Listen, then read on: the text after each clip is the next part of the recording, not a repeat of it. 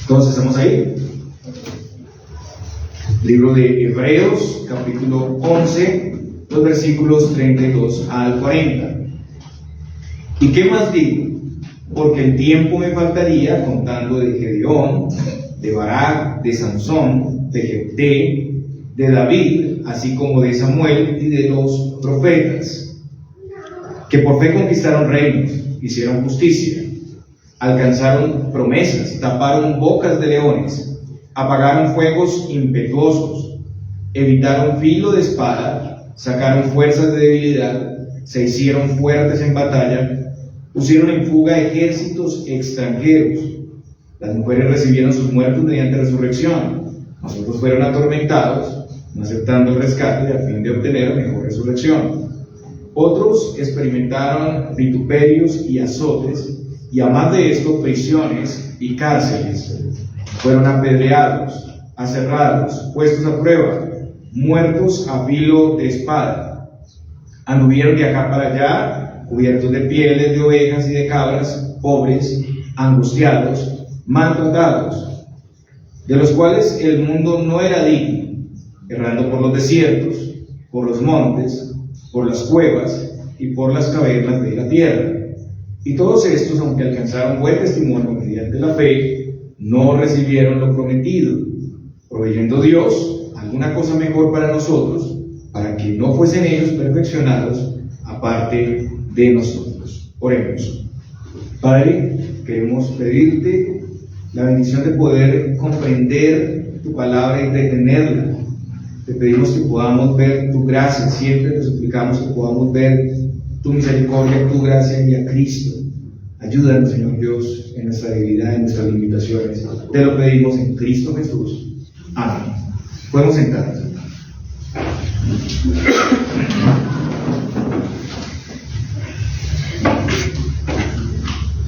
Seguimos con nuestra exposición consecutiva del libro de Hebreos. Y como hemos visto, el libro de Hebreos es una palabra de exhortación. Los hebreos se habían desviado, estaban a punto de apostatar, y el autor, para contrarrestar esto, les muestra la superioridad de Cristo, su ministerio, su gloria, su obra gloriosa, y las grandes responsabilidades que tenemos en este nuevo pacto. Al llegar al capítulo 11, vemos que todos los creyentes estamos en una carrera en donde es necesaria la fe para avanzar correctamente a la meta. Y el autor cita una lista de ejemplos de la fe. Personas como nosotros, con debilidades, con limitaciones, pero que por la fe obtuvieron una gran victoria para el Señor. Ellos ya pasaron por esa carrera, ellos ya triunfaron, y lo hicieron porque no quitaron su mirada del Señor.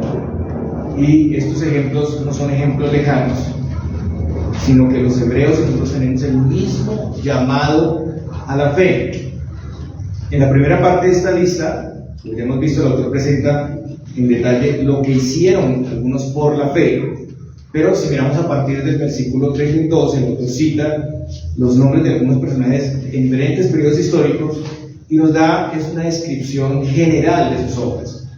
Y vemos que el autor no cita tampoco los personajes en una manera cronológica, tampoco cita a todos los personajes de cada periodo, pero como hemos visto, estos ejemplos son suficientes para animarnos a correr diligentemente esta carrera.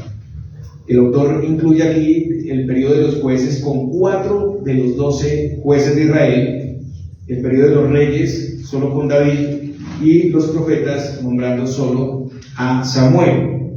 Ya hemos visto varios de esos personajes y hoy vamos a ocuparnos del último personaje nombrado por el autor del periodo, sobre el periodo de los jueces. Este personaje es Jefté. Y en este relato vamos a ver varios ejemplos de fe, no solamente, y lo hemos visto en todos estos sermones, que aunque se nombra aquí un personaje, pues hay otros también que ejercieron fe en estas narraciones, en estas historias. Vemos la fe del mismo pueblo que ante la respuesta del juicio del Señor determinó arrepentirse y esperar en su misericordia. la fidelidad y disposición de Jefté al propósito de Dios aun cuando su pueblo le había aborrecido y exiliado, su dependencia del Señor para ser confirmado en su llamado, su esfuerzo también y su valentía en la batalla, y la fe de la hija de Jefté que buscaba agradar y glorificar a Dios a costa de su propio sacrificio. Y por último, el acto de fe de Jefté al ejercer la autoridad sobre el pueblo. Entonces, el autor de Hebreos quiere que consideremos la fe de este personaje, que es un personaje como todos los que hemos visto, imperfecto, a veces imprudente, un personaje que fue aborrecido, pero también alguien esforzado, valiente, temeroso de Dios, sabio y con un gran conocimiento de las Escrituras. Y el autor nos lleva a considerar cómo Dios se vale de personas sencillas y aborrecidas para avergonzar a lo sabio, para llevar a cabo sus gloriosos propósitos y que nadie se jacte en su presencia. Entonces, vamos a estar aquí en el libro de Hebreos, pero también en Jueces. Esa historia está en Jueces 10, del capítulo 10, del versículo 6 al capítulo 12, 14. Vamos a estar ahí en ese texto. Jueces 10 al 12. Ahora, para recordar el contexto, no podemos olvidar lo que estaba sucediendo en este tiempo. De nuevo, tenemos que había un ciclo donde los hijos de Israel hacían lo malo delante de Dios. Después el pueblo sufría las consecuencias, eran conquistados por otras naciones. El pueblo de Dios suplica a Dios, luego Dios levanta un líder militar que es conocido como un juez. Viene salvación, viene un periodo de paz, pero después de nuevo el pueblo vuelve a la idolatría, el pueblo olvida la lección y cae otra vez en el pecado. Y el Señor usaba a esos mismos enemigos del pueblo de Dios para corregirlos, para castigarlos. Entonces, después de un periodo de paz, como hemos visto en las diferentes historias y el ciclo que se repite, de nuevo el pueblo hizo lo malo, sirviendo a dioses falsos y dejaron al Señor y su servicio. La ira de Dios entonces se encendió contra Israel y los entregó en manos de sus enemigos, los filisteos y los hijos de Amón. Los israelitas que vivían en Galaad fueron oprimidos por 18 años en este juicio de Dios.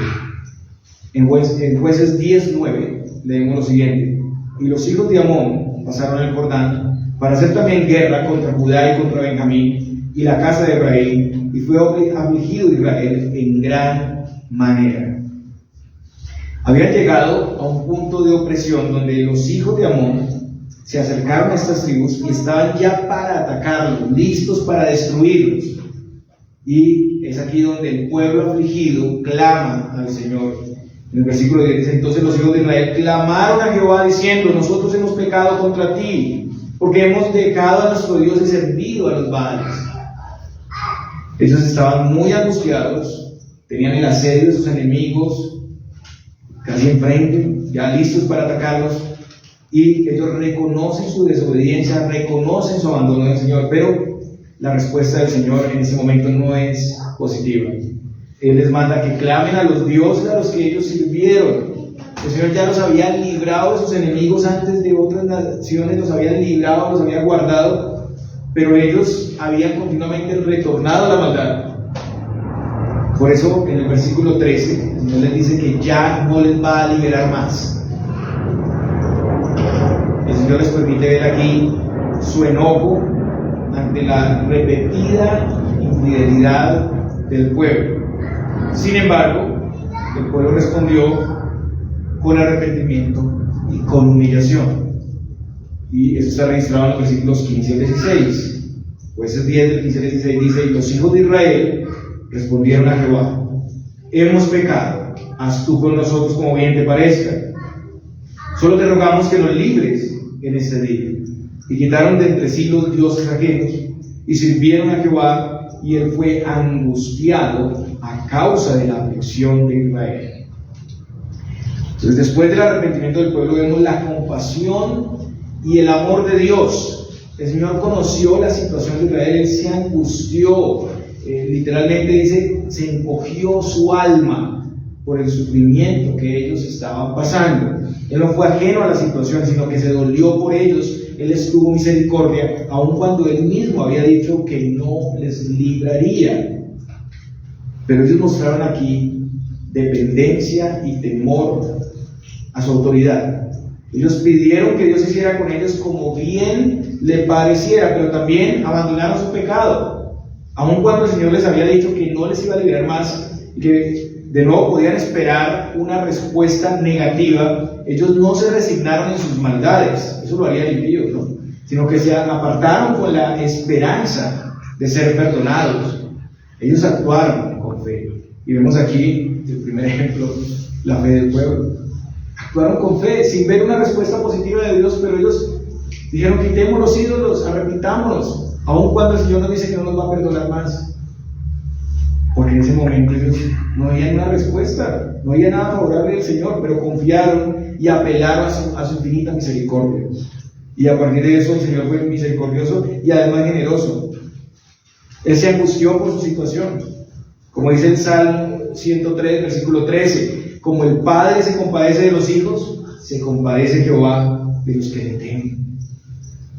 Y no solo les concedió lo que pedían, que fueran librados en ese día, sino que les dio un libertador para ser libres de toda esta opresión. En Salmos 34, del 17 al 18 leemos: claman los justos y Jehová oye y los libra de todas sus angustias. Cercano está Jehová a los quebrantados de corazón y salva a los contritos de espíritu.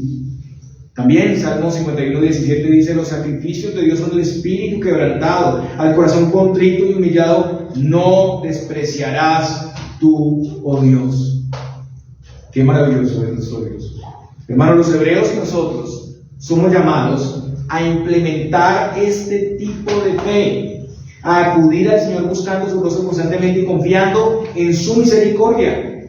Los hebreos también estaban a punto de apostatar, estaban mirando atrás, ese era el contexto, pero ellos podían apelar a Dios. Ese es el mensaje a los hebreos: pueden apelar a Dios, no es tarde. Tal vez has pecado mucho, te has apartado muchísimo de Dios. De pronto alguien me escucha que lleva meses, tal vez años sin congregarse y se ha apartado del Señor. Pero la misericordia de Dios es grande. Hoy es un llamado al arrepentimiento y a la salvación. Y es depender de Él para no sucumbir a nuestras maldades. En Deuteronomio 11:22 leemos: mas el pueblo que conoce a su Dios se esforzará y actuará, conociendo el poder y la misericordia de Dios, pues no desistiremos. Temeremos a Él más que a nuestros enemigos y acudiremos constantemente a Él en busca de auxilio. No nos refugiaremos en nuestro pecado. Acudiremos insistentemente. Procuraremos agradarle más ante la disciplina a veces que es necesario recibir del Señor. El trato del Señor duro. El pueblo de Dios puede refugiarse en Él, puede recibir de su provisión. El creyente sabe que el Señor, al que ama, disciplina. La disciplina no es un aliciente para huir de Él, no es para quedarnos en nuestros pecados, para no luchar más, no, de ninguna manera. Es para seguir adelante, porque Dios no abandona a su pueblo. Entonces volvemos al punto donde los ejércitos están listos para la batalla. Los enemigos, los hijos de Amón, se juntaron, acamparon en Galaad, y también los israelitas se juntaron y acamparon en Mizpa. Todo está listo para esa gran batalla y el pueblo espera en la misericordia de Dios. Y es aquí donde encontramos a Jefté, el capítulo 11. Jefté era de la tribu de Galaad. En Jueces 11:1 se describe Jefté como esforzado y valeroso. Jefté es la transcripción de un nombre hebreo que significa Dios abre o libera. Él era hijo de un hombre llamado Galaad y una ramera. Eso muestra de nuevo la condición de pecado del pueblo de Dios en estos días. Pero también Galaad tuvo otros hijos con su esposa legítima, y esos hijos, cuando crecieron, echaron a Jefté para que no heredara por ser hijo de otra mujer. Lo echaron de este lugar. Entonces Jefté fue a vivir en la tierra de Tob, al norte, y viviendo ahí en ese lugar se le juntaron hombres ociosos, muy similar a lo que pasó con David. En este relato hay también muchas cosas que se omiten. O sea, tenemos algunos datos, pero hay muchas cosas que no se describen aquí. No se habla de hechos específicos cuando estaba con su padre en Galaad, o las batallas en la tierra de Tob, que dejen un precedente de su liderazgo. Solo se dice que era alguien esforzado y valeroso. Es claro que Jefté era reconocido por todos como líder, como guerrero. Él tuvo que tener un lugar ahí, ejerciendo como militar, como un líder, pero no se describe mucho de eso. El hecho de que se le juntaran personas sin importar quiénes fueran implica que era un gran líder, alguien que las personas buscaban para seguir. Y cuando los hijos de Amón les hicieron guerra, los ancianos de Galaad fueron a traerlo a la tierra de Tob para ser juez en Israel. Y la respuesta de Jefté a los ancianos de Galaad fue: ¿no me aborrecisteis vosotros y me echasteis de la casa de mi padre? ¿Por qué pues venís ahora a mí cuando estáis en aflicción? Aquí vemos claramente que los hermanos de Jefté no actuaron solos al sacarlo de su casa, sino que eso se hizo con la aprobación de los ancianos de Israel. Y además de no permitir que heredara con los demás hermanos, aquí se habla de aborrecimiento. Es interesante que los ancianos no dijeron nada del pecado de Galaad con la ramera, pero sí echaron a Jefté. También es particular que el pueblo vivía en un ambiente de idolatría, y nos preguntamos cómo podían juzgar estas situaciones cuando habían abandonado toda justicia. ¿Cómo podían decir: a usted lo expulsamos porque es hijo de una prostituta, cuando ellos estaban viviendo en idolatría de muchas cosas paganas? Además, es claro que Jefté era un creyente. Él no rechazó el pacto, él debía continuar con su familia. O sea, a pesar de su situación de ser hijo de una ramera y de un israelita, pues él seguía en el pacto y él creía en el Señor. Debió ser muy difícil, muy doloroso para Jefté tener que dejar a los suyos. Ahora, el aborrecido, el desechado y el exiliado sería el caudillo escogido por el Señor. Y los ancianos que lo echaron fueron a rogarle que volviera. Ahora, ellos fueron a él porque de seguro conocían más que nosotros de sus habilidades como líder militar. Pero también es particular que los ancianos hayan cambiado tan drásticamente de opinión. Aquí podemos ver que Dios actuó en esos ancianos para poder ver el llamado de Jefté a este gran ministerio. Y vemos la gracia de Dios valiéndose de lo más vil y menospreciado, como lo dice Pablo a los Corintios: sino que lo necio del mundo escogió Dios para avergonzar a los sabios, y lo débil del mundo escogió Dios para avergonzar a lo fuerte, y lo vil del mundo y lo menospreciado escogió Dios y lo que no es, para deshacer lo que es, a fin de que nadie se jacte en su presencia. El Señor usa lo desechado, lo vil, para deshacer lo fuerte y para eliminar toda jactancia. Después de esto, los ancianos respondieron reafirmando su propósito de hacerle jefe y caudillo sobre Galaad. Él no dejó de mostrarles su pecado, pero ellos lo necesitaban y lo reconocieron. Reconocieron que Jefté debía ser llamado como caudillo. Y vemos en todo esto que, aunque Jefté pasó por un momento desagradable cuando fue apartado del pueblo de Dios, él pudo perdonar y nunca dejó al Señor. El pueblo de Dios era su pueblo. Jefté es como José, quien fue aborrecido por sus hermanos y echado de su casa y vendido a mercaderes ismaelitas que lo llevaron a Egipto. Eso también es un tipo del Señor. El Señor fue rechazado por los suyos. El Señor, a pesar del pecado de los suyos, tiene misericordia y los perdona. ¿Cuántas personas se decepcionan por los errores de otros creyentes y eso los paraliza para tener una relación plena con el Señor? Y salen decepcionados de otras iglesias porque les hicieron, porque los aborrecieron, porque los atacaron, y quedan paralizados. Pero hermanos, en el Evangelio de Cristo hay provisión de perdón para eso, para que podamos avanzar en la fe sin ningún peso del pasado, para que dé el propósito del Señor, su gloria y la preservación del pueblo de Dios era más grande que las ofensas personales. Que dejó su orgullo personal para buscar un propósito mayor, la gloria de Dios y la libertad de todo el pueblo de Dios. Y vemos que Jefté les propuso que si él iba a la batalla contra Amón y Dios le daba la victoria, él sería su caudillo. Entonces, los ancianos de Galaad pusieron a Dios como testigo y finalmente Jefté aceptó ir con ellos y ser su juez. Y aquí vemos la humildad de Jefté. No, él no tomó en cuenta la ofensa del mismo pueblo para actuar, no les devolvió mal por mal. Él mostró la dependencia y aprobación de Dios. Si Dios le daba la victoria, él sería el caudillo.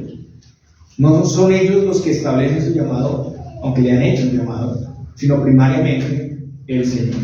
Entonces no solo se conformó con recibir esa aprobación y llamado humano para su llamado, sino que además esperó ser confirmado por el Señor. Y Jefté inicia su labor como caudillo enviando mensajeros al rey de los amonitas y preguntando por qué hacían guerra contra Israel. ¿Qué respondieron los amonitas? Que ellos hacían guerra, escuchen bien, porque Israel había tomado su tierra cuando salió de Egipto y ahora el pueblo debía devolverla. Jefté no envía mensajeros, responde al rey de Amón explicando que cuando Israel salió de Egipto y llegó a Cádiz, Moisés envió mensajeros a Edom pidiendo permiso para pasar por su tierra, pero el rey de Edom no les dio permiso.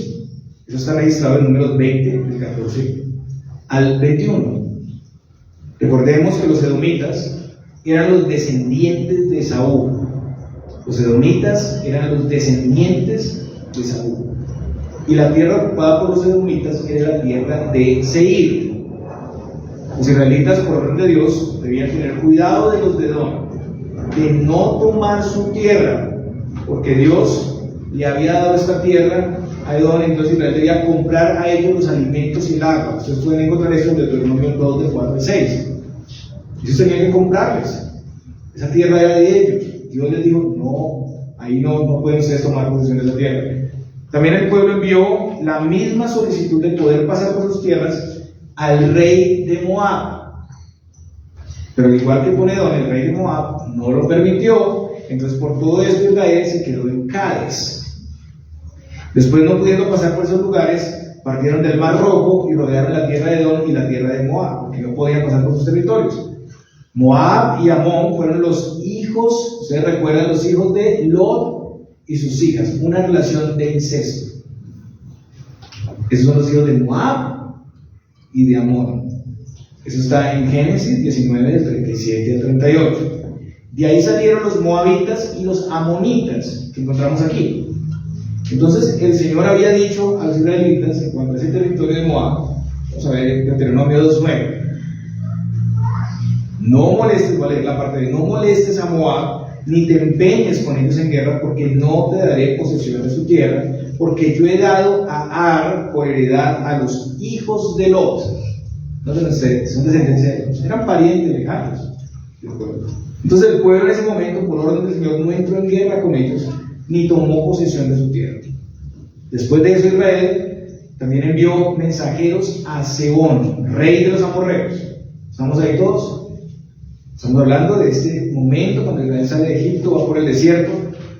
¿Listo? Y tenemos que Israel envía mensajeros a Sehón, rey de los amorreos, para pasar por su tierra sin ir por sus sembrados, viñas ni agua, sino por el camino real, que era una importante ruta comercial. Pero Sehón tampoco lo permite y pelea contra Israel. ¿Qué pasa? Israel los derrota, toma toda la tierra de los amorreos hasta los límites de los hijos de Amón.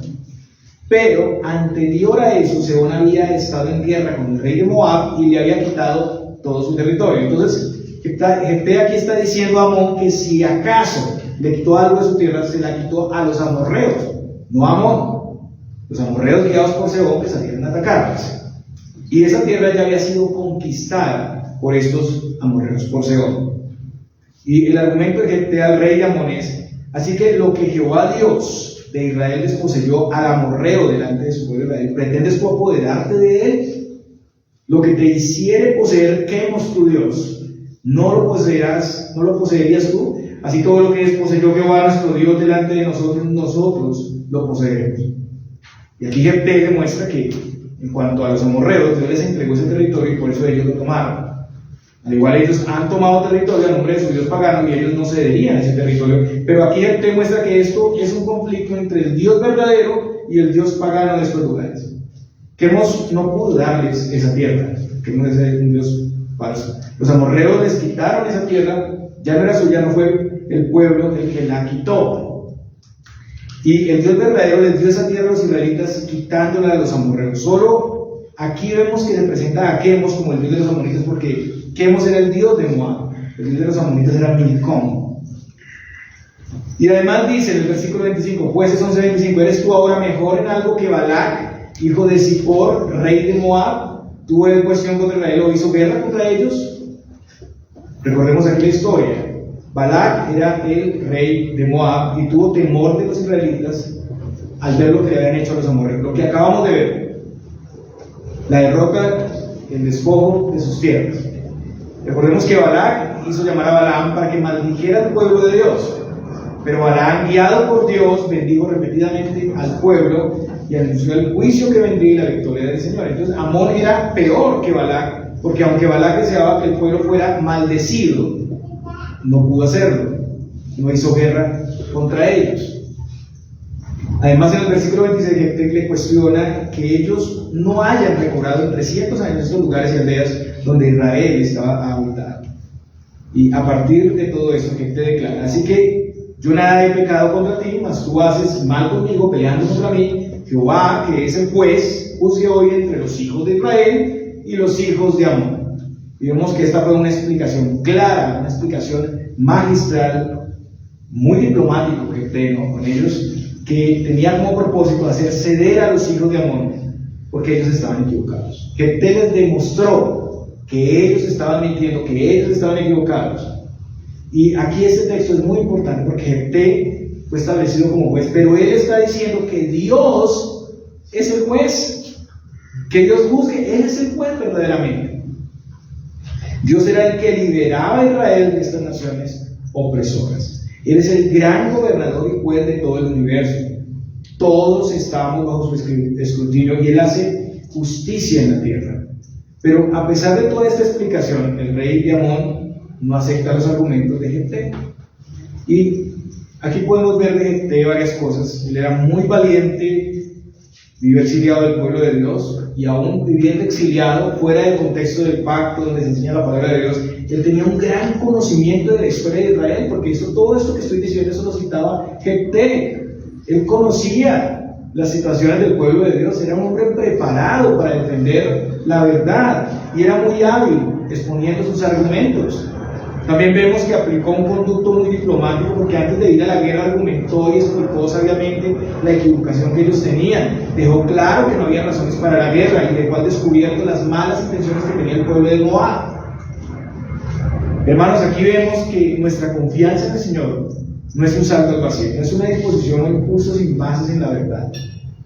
La fe en el Señor para obtener la victoria no mide acciones y tiene como base el conocimiento de la palabra de Dios. Jefté no se quedó paralizado esperando la victoria.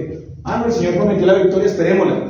Él actuó, él agotó posibilidades por la vía diplomática y con la verdad. Él fue astuto e inteligente, pero también fue misericordioso. Él dio con esto la opción de ser razonables. Él expuso sus malas intenciones. Dios estaba juzgando a estas naciones por medio de Jefté. Pero después de esto, de todas estas cosas que hemos dicho buenas de Jefté, vemos la debilidad y fragilidad de este siervo de Dios. Jefté se muestra como valiente y esforzado, pero también él es aquí alguien muy imprudente. Y vemos que el espíritu de Jehová vino sobre Jefté y fue a los hijos de Amón. Todo estaba listo para la batalla, todo estaba preparado, pero antes de esto Jefté decide hacer un voto que no es necesario. Dios le daría la victoria, no tenía por qué hacer eso. Fue un voto ligero. Y lo tenemos en los versículos 30 al 31 del capítulo 11. Jueces 11, 30 al 31. Y Jefté hizo voto a Jehová diciendo: si entregares a los amonitas en mis manos, cualquiera que saliera de las puertas de mi casa a recibirme, cuando regrese victorioso de los amonitas, será de Jehová, y lo ofreceré en holocausto. Finalmente vemos que Dios da la victoria, como lo prometió Jefté, sobre estos amonitas. Pero cuando regresa a la casa de Mizpa, cuando el voto debía ser cumplido. Su hija única, que no sabía nada del voto, salió a recibirle con panderos y danzas. En Jueces 11:35 vemos la reacción de Jefté. Y cuando él la vio, rompió sus vestidos diciendo: ay, hija mía, en verdad me has abatido, y tú misma has venido a ser causa de mi dolor, porque le he dado palabra a Jehová y no podré retratarme. Jefté tenía muy clara la importancia de cumplir los votos y los juramentos. Moisés, proclamando el mandamiento de Dios en cuanto a juramentos, él dice en Números 30:1-2, ¿cuál es el versículo 2? Cuando alguno hiciere voto a Jehová, o hiciere juramento ligando su alma con obligación, no quebrantará su palabra, hará conforme a todo lo que salió de su boca. En Deuteronomio 23:21 vemos que un voto debía ser cumplido a tiempo. Cuando haces voto a Jehová tu Dios, no tardes en pagarlo, porque ciertamente lo demandará Jehová tu Dios de ti, y será pecado en ti. Sin embargo, es claro que si el voto era un voto a la ligera, como aquí, algo pecaminoso, el voto pues no era lícito, porque el compromiso es en base a lo que claramente enseñan las Escrituras. No podemos hacer votos en base a lo que no dice la Biblia, lo que es contrario, lo que es pagano, en el caso de ofrecimiento de personas en holocausto. Eso lo hacían los cananeos, los paganos, pero no el pueblo de Dios, y Dios nunca demandó ese tipo de sacrificios. Solo cuando el juramento es en base a cosas santas y lícitas debe cumplirse, aun cuando su cumplimiento sea en daño propio, pero por cosas lícitas. Aunque afecte al que lo hizo, se debe cumplir. Es lo que dice Salmos 15:4, pero honra a los que temen a Jehová, el que aun jurando en daño suyo, no por eso cambia. Entonces Jefté hizo un voto que era innecesario, que era ilícito, que no era requerido por el Señor, y tuvo que asumir las consecuencias. Él fue imprudente y ligero de palabras. En Eclesiastés leemos, Eclesiastés 5:1-2, cuando fueres a la casa de Dios, guarda tu pie y acércate más para oír que para ofrecer el sacrificio de los necios, porque no saben que hacen mal. No te des prisa con tu boca, ni tu corazón se apresure a proferir palabra delante de Dios, porque Dios está en el cielo y tú sobre la tierra, por tanto sean pocas tus palabras. Y bueno, cuán ligeros somos a veces con las palabras. Podemos tener mucho conocimiento, pero la sabiduría, la aplicación a las diferentes circunstancias, a veces nos quedamos cortos. Y cualquier persona, capacitado que esté en la palabra de Dios, si no sabe aplicar, si no sabe responder con prudencia, puede cometer errores que traen consecuencias para toda su vida y también que afectan a otros. Entonces, si hay algo que nos deja aquí esta enseñanza, es: tengamos cuidado con lo que decimos, con los votos que hacemos, porque hay votos lícitos, ¿no? Y ustedes lo saben. Hay compromisos, por ejemplo, en el matrimonio, donde hay juramentos, en la membresía, donde hay juramentos. Tengamos cuidado de esto. Y sobre estos textos, a través de la historia, tengo que decirlo aquí, se han expuesto diferentes interpretaciones. Una es que Jefté tuvo que ofrecer a su hija en sacrificio, tal como lo vemos ahí, y la razón es que en 11:31 pues, se habla de un holocausto, de ofrecimiento de holocausto, y esta posición implica pues, que él tuvo que asesinar a su propia hija, y como sabemos, este pecado y este tipo de ofrecimiento pues, están claramente prohibidos en las Sagradas Escrituras. Sería extraño que una persona que conoce tanto las Escrituras llegara a cometer ese pecado. Ya vimos el conocimiento que tiene y nos preguntamos, ¿no sabía Jefté de lo que había pasado con Isaac en el monte Moriah? ¿Se acuerdan del ofrecimiento de Isaac? Que Dios al final pues no permitió que esto sucediera. ¿No sabía que Israel no podía hacer pasar a sus hijos por el fuego como lo hacían los cananeos? También nos preguntamos si en su posición de juez él estuviera dispuesto a dar un ejemplo tan pagano. Esos son los argumentos que se ponen en esta postura, ¿no? Además tenemos las referencias honorosas a él, ¿no? Personajes como Samuel, personajes como el autor de Hebreos, dan honor a Jefté. Bueno, la segunda postura es que Jefté ofreció a su hija consagrándola a una virginidad permanente para servir en el tabernáculo de Silo. Eso es posible porque al final del relato no aparece la ejecución, no aparece el asesinato de su hija. Más bien se habla de la virginidad permanente, y el versículo 39 dice que ella nunca conoció varón. Y en esta cultura no poder tener hijos era también considerado como algo muy doloroso. Sin embargo, sigue siendo mucho, sigue teniendo mucho peso el que se hablara de ofrecer el sacrificio del holocausto. Verdaderamente en el original es difícil entenderlo, es un pasaje que pues hay varias posturas de interpretación y no hay un acuerdo claro. Lo más seguro es, como dice el texto, que ella fue ofrecida en sacrificio. Es lo más seguro, pero podemos estar equivocados. El punto es que sea como sea, Jefté se equivocó al hacer este voto, porque Dios no pidió eso, porque puede verse también como una negociación por la victoria, como si fuera un intercambio de la victoria, y porque implicaba la vida de otra persona. Jefté se equivocó en su voto, lo hizo a la ligera, y por eso, una vez entrado en razón, ¿qué debía hacer Jefté? Arrepentirse, no tenía por qué cumplir eso. Levítico 5, del 4 al 5 dice: o si alguno jurara a la ligera con sus labios, hacer mal o hacer bien, en cualquiera cosa que el hombre profiere con juramento, y él no lo entiende, si después lo entiende, será culpable por cualquiera de estas cosas. Cuando pecare en alguna de estas cosas, confesará aquello en que pecó. Sin embargo, al cumplir con el voto, Jefté perdió mucho. Ella era su única hija, y es un énfasis que se hace acá, ella era la única hija. Vivir sin hijos o herederos era considerado una calamidad en Israel. Ya os recuerda que quedara sin casarse, sirviendo en el tabernáculo, o también fuera que se hubiera hecho el holocausto. Ahora, en medio de toda esta situación pecaminosa de Jefté, nos encontramos con una expresión de fe y confianza en el Señor sin igual, y es la reacción de su hija. Es claro que no es una niña pequeña, es una joven, y una joven piadosa. El versículo 36, después de 36, dice: ella entonces le respondió: Padre mío, si le has dado palabra a Jehová, haz de mí conforme a lo que prometiste, ya que Jehová ha hecho venganza a tus enemigos, los hijos de amor. Y esto dice mucho de esta joven, y también, aunque equivocado en el juramento, dice mucho también de su padre. Era temerosa de Dios, ella valoraba las victorias del pueblo de Dios, y también ella había llegado a este conocimiento por la instrucción de su propio padre. Y aquí podemos decir que también tenemos un tipo de Cristo en esta joven.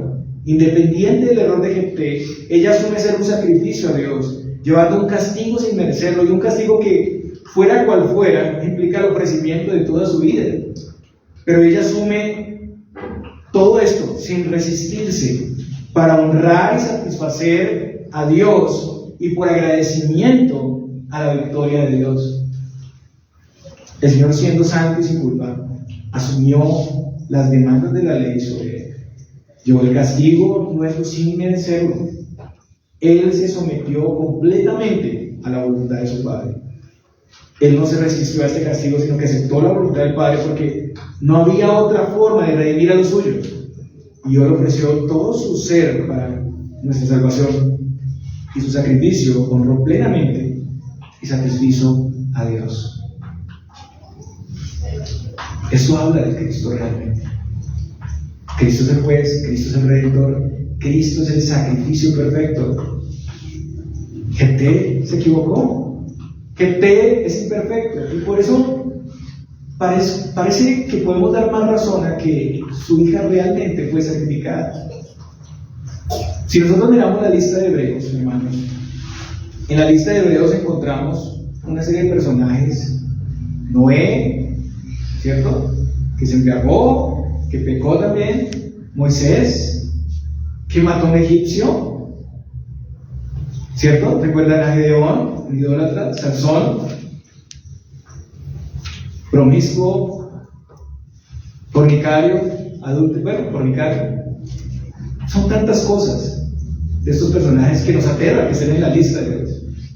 Y Jefté, no es extraño que Jefté, en medio de todo esto, hubiera ofrecido a su hija realmente en sacrificio a Dios.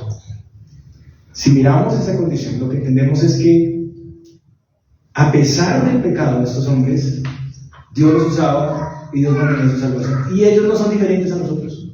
Son pecadores necesitados de la gracia de Dios, que en algunos momentos y pues mayormente muestran esa perseverancia en la fe, en la santidad, pero también tienen momentos críticos, momentos de pecado.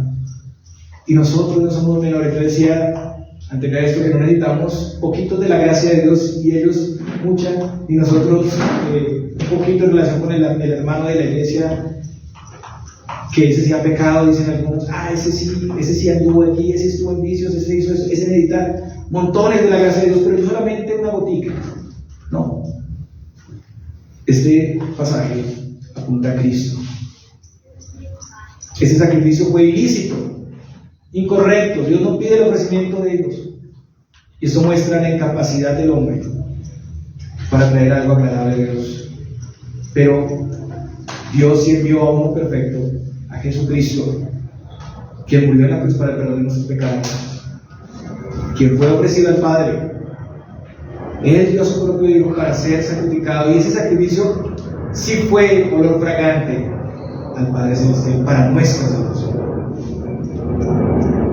Ahora, volviendo al versículo 37, después de esto ya solo pide a su padre un tiempo de 2 meses para ejecutar el juramento, y volvió a decir a su padre: concédeme esto, déjame por 2 meses que vaya y descienda por los montes y llore mi virginidad, yo y mis compañeras. Él entonces dijo: ve, y la dejó por 2 meses, y ella fue con sus compañeras y lloró su virginidad por los montes. Después de los 2 meses, entonces ella vuelve a su padre y cumple el voto. Y el versículo 39 dice que ella nunca conoció varón, y a partir de eso se formó una costumbre, y se hizo costumbre en Israel, dice el versículo 40, que de año en año fueran las doncellas de Israel a endechar a la hija de Jefté galadita 4 días en el año. Y eso muestra que Dios cambió el voto imprudente de Jefté en un recuerdo honorífico de la entrega voluntaria y humilde de esta joven. Una entrega que fue expresión de su fe y confianza en el Señor. Su valentía siguió siendo conmemorada por todas las jóvenes de Israel. La fe y piedad de esa joven fue tan significativo que Dios permitió que se recordara permanentemente en Israel. Tremendo, ¿cierto? Ver la gracia de Dios en todo eso. Y esto nos apunta a Cristo, nos apunta a su provisión, una provisión gloriosa para nosotros. Por último, en la vida de Jefté tenemos un conflicto que es de carácter interno, y es con otra de las tribus, la tribu de Efraín. Vamos a leer Jueces 12, 1 al 7. Jueces capítulo 12, entonces se reunieron los varones de Efraín y pasaron hacia el norte y dijeron a Jefté: ¿por qué fuiste a hacer guerra contra los hijos de Amón y no nos llamaste para que fuéramos contigo? Nosotros quemaremos tu casa contigo. Y Jefté le respondió: yo y mi pueblo teníamos una gran contienda con los hijos de Amón y os llamé, y no me defendisteis de su mano. Viendo pues que no me defendíais, arriesgué mi vida y pasé contra los hijos de Amón, y Jehová me los entregó. ¿Por qué pues habéis subido hoy contra mí para pelear conmigo? Entonces reunió Jefté a todos los varones de Galaad y peleó contra Efraín, y los de Galaad derrotaron a Efraín, porque habían dicho: vosotros sois fugitivos de Efraín, vosotros los galaditas, en medio de Efraín y de Manasés.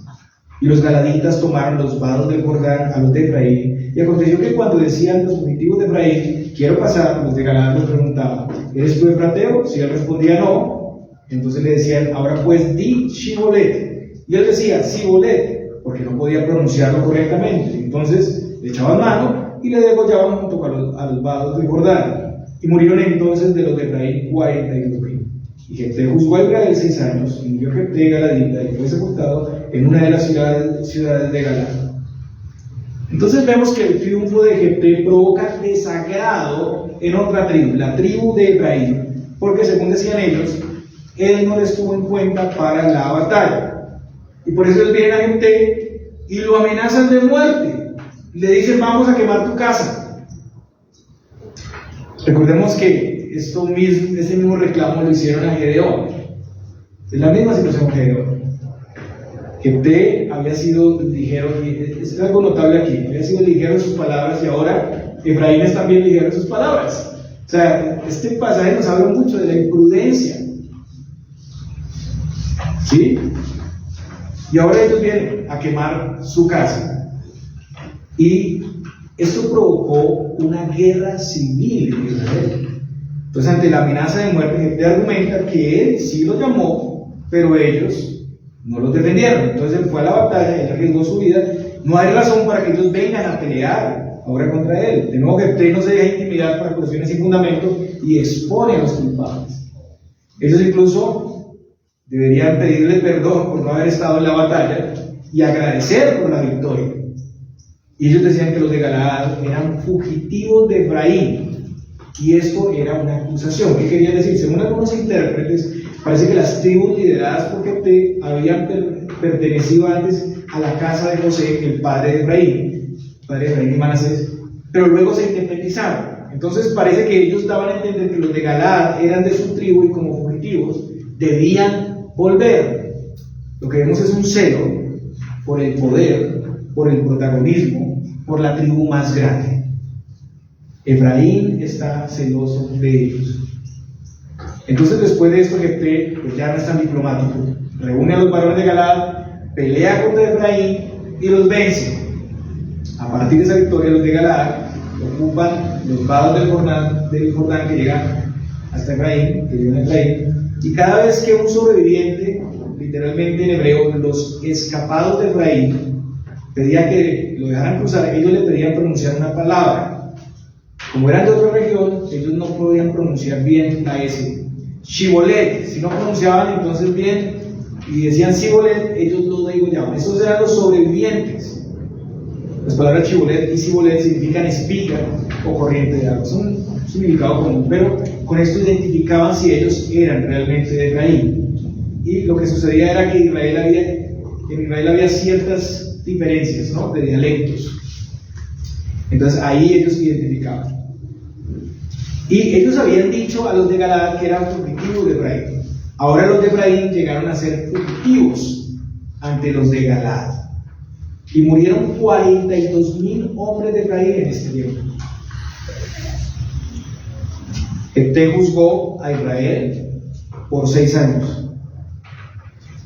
Entonces, hermanos, vemos aquí un conflicto interno entre el pueblo de Dios, entre dos tribus, Galaad y Efraín, donde encontramos acusaciones injustificadas, donde hay rencores del pasado por poder, por grandeza, por protagonismo, donde Efraín hace un juicio premeditado y amenaza de muerte, donde se olvidan de la lealtad y el apoyo al pueblo, pero exigen participación. Y de nuevo vemos la situación crítica de Israel, no solo como hemos visto en la idolatría en esta nación, sino además en los conflictos entre el mismo pueblo buscando atribuirse ese protagonismo y esa grandeza. Eso es orgullo. Ídolos del corazón que se hacen más grandes que la hermandad y rompen la unidad del pueblo de Dios, porque eso era lo que se buscaba. Y vemos las consecuencias de esto. Romper la unidad del pueblo de Dios es un pecado grandísimo contra el Señor.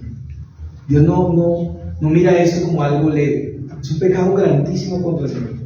Por eso hay que tener cuidado de mantener la unidad, y si se escucha algo que pretende dañar la unidad de la iglesia, hay que intervenir directamente. Y aquí vemos que hay un juicio para Efraín, es un juicio muy duro.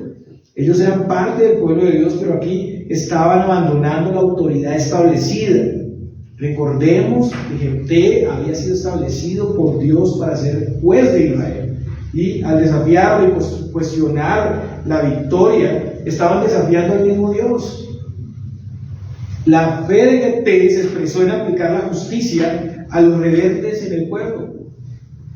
Es difícil disciplinar, es difícil para los siervos de Dios.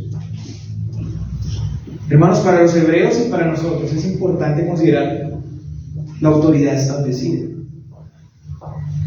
Pablo, diciendo a los romanos, hablando a los romanos de autoridad, dice: sométase toda persona a las autoridades superiores, porque no hay autoridad sino de parte de Dios, y las que hay por Dios han sido establecidas.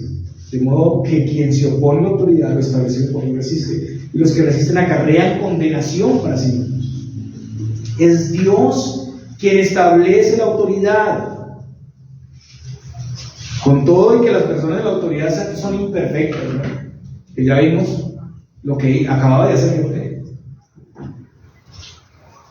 o que administraran de una manera particular o diferente en el reino de Dios.